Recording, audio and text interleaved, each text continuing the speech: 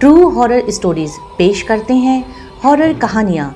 आज की कहानी है गुमनाम है कोई, पुनीता त्यागी की आवाज़ में। तो चलिए सुनते हैं ये कहानी। The royal Calcutta tough club, जो आज कलकत्ता का सबसे हॉरर प्लेस है। लेकिन एक समय की बात है, वहाँ बेहतरीन रौनक रहती थी। बच्चे की खेलने के शोर, परिंदों की चहचहाने की आवाज़, क्लब पार्टीज, मॉर्निंग वॉक, लोगों का शोर और हर तरफ चहल पहल। फिर कुछ यूं हुआ कि कुछ वक्त गुजरा और मैडम दूध वाले ने घंटी बजाई।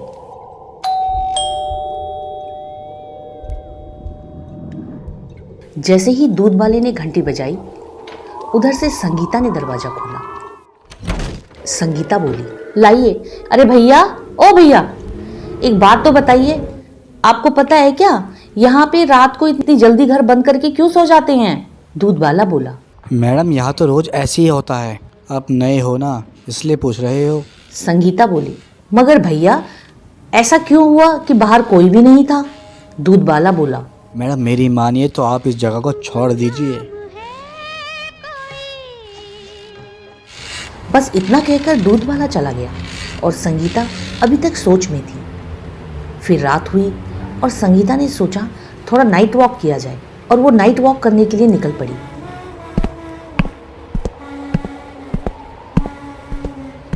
और उसने देखा वहाँ एक गार्ड खड़ा है। उसने गार्ड से पूछा, गार्ड भैया आप मुझे एक बात बताएंगे? गार्ड भैया बोला, पूछो। संगीता बोली, यहाँ रोज रात में इतना सन्नाटा क्यों रहता है? गार्ड भैया बोला, अरे मैं तो यहाँ खुद नया आया हूँ, पहले के कुछ गार्ड यहाँ से बिना बताए जा चुके हैं। संगीता बोली, मगर क्यों? गार्ड बोला, ये तो मैं भी नहीं जानता। संगीता बोली, अच्छा कोई बात नहीं, चलिए मैं सोने जा रही हूँ, रात भी बहुत हो गई है। मगर संगीता अब गहरी सोच में पड़ गई कि ऐसी क्या बात है। अगली सुबह फिर सब ठीक था, मगर रात होने पर फिर से वही सन्नाटा। संगीता फिर बाहर निकली और आज उसने देखा, आज वो गार्ड भी नहीं था जिससे उसने कल रात बात की थी। संगीता बोली, आज तो गार्ड भी नहीं है, चलो मैं अकेले ही थोड़ा वॉक कर लेती हूँ।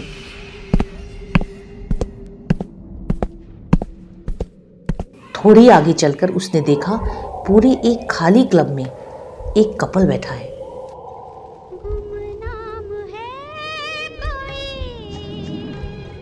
वो उनकी तरफ बढ़ी। संगीता बोली, ओह हेलो, आप दोनों यहाँ रात में? मगर उस कपल ने कोई जवाब नहीं दिया। संगीता बोली, क्या मैं आप दोनों का नाम जान सकती हूँ? कपल ने अपना नाम बताया। मैं मनीष और ये मेरी वाइफ सलोनी। संगीता बोली, अरे आप दोनों तो यहाँ डेट पर हैं, शायद मैंने आपको डिस्टर्ब कर दिया। लेकिन वो कपल संगीता को घूरने लगा। संगीता ने हिचकते हुए कहा, ओके, अच्छा, मैं चली जाती हूँ, आप एंजॉय करें।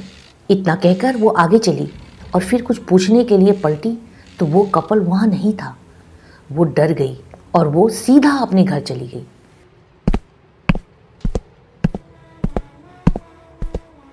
अब संगीता थोड़ा डरने लगी थी, मगर वो जानना चाहती थी उसका डर सही है या वहम। ऐसे ही दिन गुजरा और रात आई।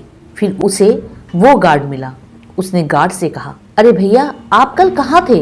मैंने यहाँ कल एक कपल देखा था, क्या आप उन्हें जानते हैं? गार्ड ने गुस्से में बोला, जाओ यहाँ से। संगीता बोली, मगर मेरी बात। गार्ड गुस्से में चीखते हुए बोला, सुना नहीं, जाओ यहाँ से। संगीता घबराकर बोली, अच्छा ठीक है, जाती हूँ।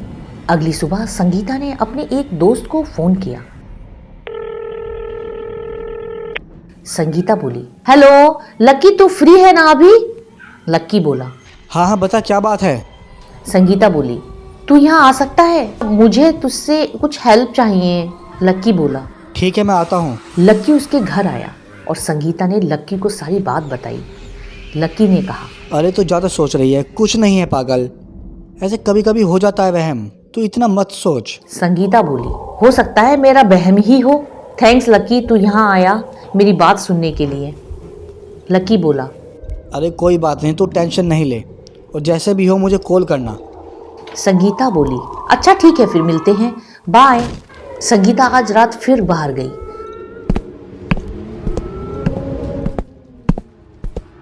और आज उसने खुराना साहब को एक शॉल में लिपटे हुए टहलते हुए देखा। वो उनसे एक बार पहले मीटिंग कर चुकी थी।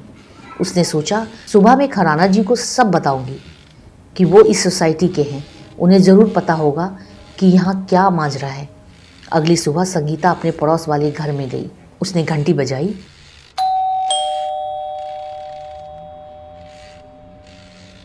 घंटी बजाते ही दरवाज़ा खुलता है। संगीता बोली, नमस्ते भाभी, कैसी हैं? भाभी बोली, मैं ठीक हूँ, तुम बैठो।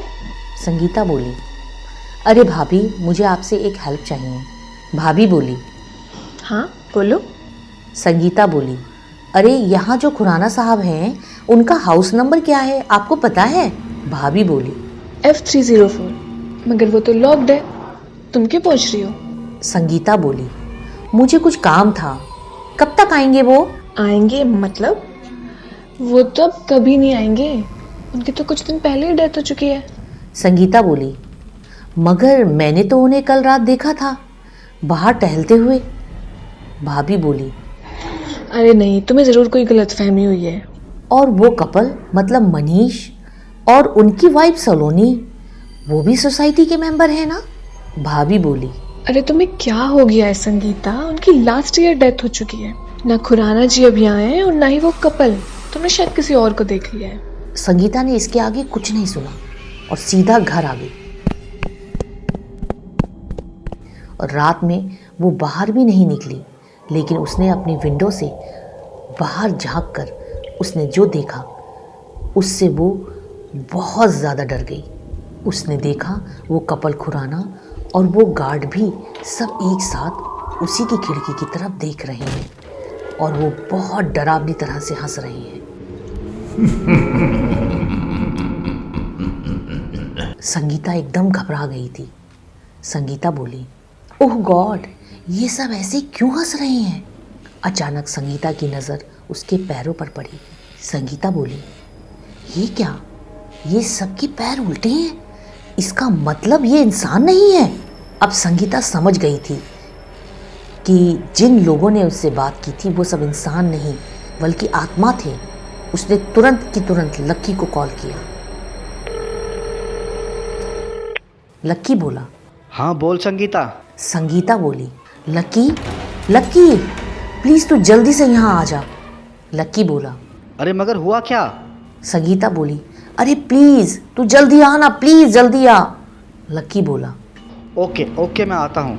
लक्की संगीता के घर पहुंचा और संगीता ने बहुत डरते हुए लक्की को सब बताया। लक्की बोला, चलो आओ मेरे साथ, मैं देखता हूँ। वो दोनों देखने चले गए और सबसे पहले वो आत्मा इस संगीता को ही दिखाई दी। संगीता जोर से चिल्लाई। संगीता बोली, लक्की यहाँ सब यही है।